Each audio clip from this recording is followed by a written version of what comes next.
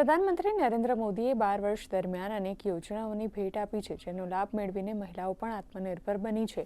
મોરબીના મહિલા ભારતીબેન દેથરિયા આવી યોજનાની મદદ અને તેમના કૌશલ્યને કારણે ઓર્ગેનિક પ્રોડક્ટ બનાવી તેનું વેચાણ કરી રહ્યા છે.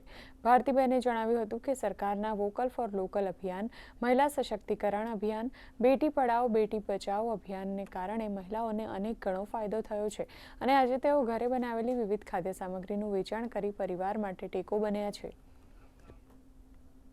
એનો વધારે ઉપયોગ લીમડાનો ઉપયોગ કરી અને અલગ અલગ વાનગી બનાવી. તેમાં એક સરગવાની ચટણી છે, લીમડાની ચટણી છે, પછી સરગવાનો મુખવાસ, લીમડાનો મુખવાસ, છાશ મસાલો છે તો એમાં સોલ્ટનું પ્રમાણ બહુ જ ઓછું રાખ્યું છે અને એમાં પણ સરગવાનો પાવડર એડ કરેલો છે, જેથી બાળકને चाट मसाला तरीके खाई सके और छाछ मसाला तरीके यूज़ कर सके। इसमें हमारे पास कितनी वेराइटीज़ है, जैसे कि सरगवा का मुखवास, लीमड़ा मुखवास और धाना मुखवास।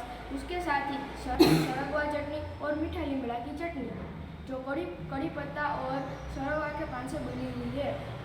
उसके साथ हमारे पास छाछ मसाला और सरगवा पाउडर भी है। वो हमको डाइजेशन में हेल्प करते हैं और सारे मुखवास भी हमको डाइजेशन में हेल्प करते हैं, जिससे कि हमारी डाइजेशन सिस्टम बहुत अच्छी हो सके।